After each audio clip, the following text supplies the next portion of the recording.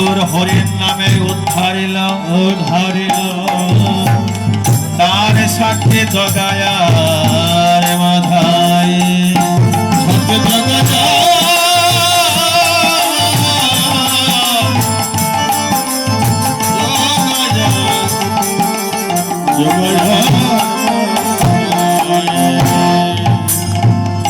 ব্রজের যিনি বলায় এবার নদে এসে হলেন আমার নিতাই চাঁদ। তাই লসুনদাস ঠাকুর তার পদের ভনিতা করে বললেন, ওরে হৃদয়ব দারে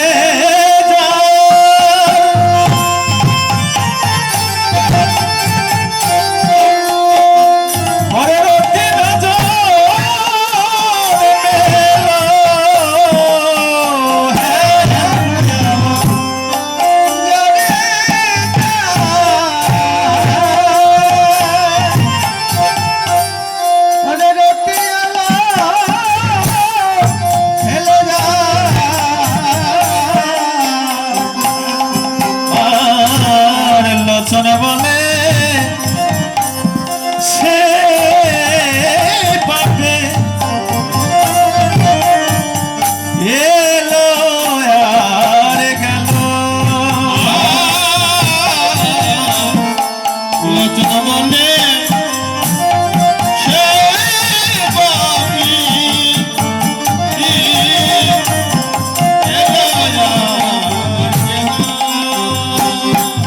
হবে তারা সাজাওয়া সার হলো তারা সাজাওয়া সার হলো যে জন নেতায় চরণ না ভোজেল হরিবল হরিবল হবে তারা সাজাওয়া সার হলো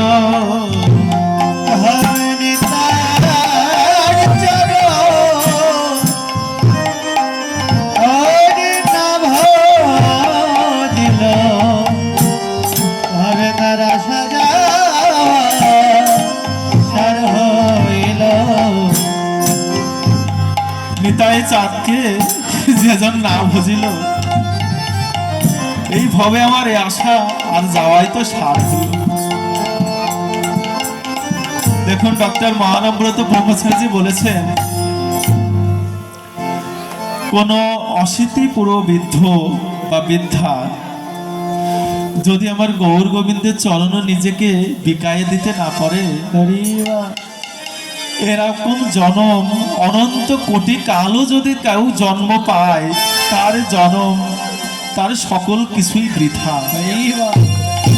কেউ যদি অল্প বয়সও আমার গৌরের চরণে নিজেকে সঁপে দিতে পারে তার আর কোটি কল্প জন্মে লাগে না। সে কি করে জানো, সে যে পথে পথে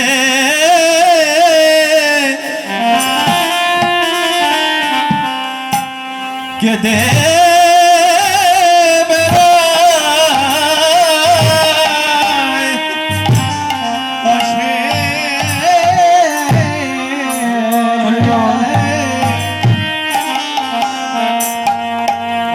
সে পথে পথে পথে পথে কেঁদে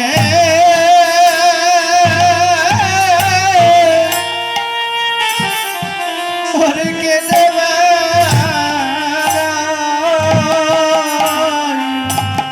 ওই গৌর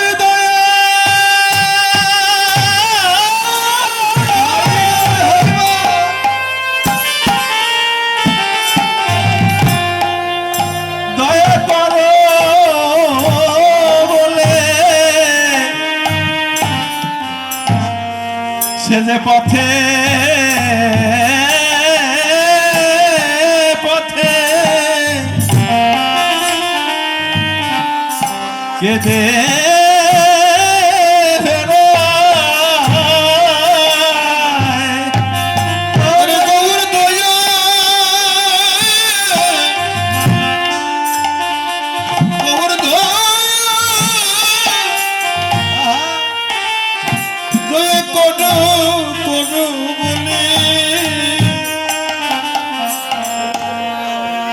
সেজে পথে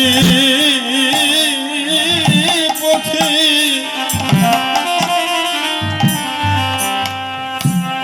ওরে কেঁদে সকল মানভিমান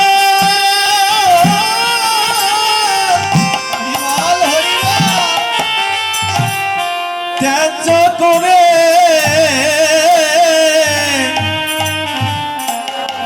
সে যে পথে পথে কেঁদে বেড়ায় ও সকল মানভিমান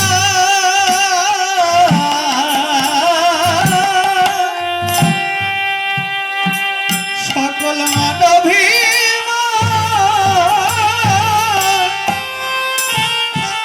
আরে ভুলে কি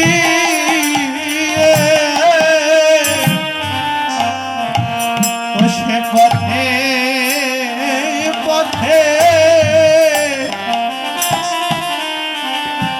ওরে কেঁদে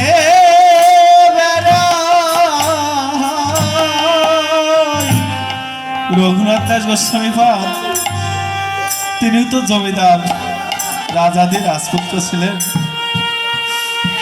যখন নীলাচলে গিয়ে আমার প্রভু চরণে নিজেকে সঁপে দিয়েছে, রঘুনাথ দাস গোস্বামী অনেক বড় জমিদারের পুত্র। রঘুনাথ দাস গোস্বামী প্রথম কিছুদিন জগন্নাথ মন্দিরের সামনে যে সিংহধারে দাঁড়িয়ে থাকতেন, পশারীরা যারা মন্দির দর্শন করতে আসতেন তারা যা ভিক্ষা দিতেন, ওই ভিক্ষা থেকে রঘুনাথ দাস গোস্বামীর জীবিকা নির্বাহ হতো।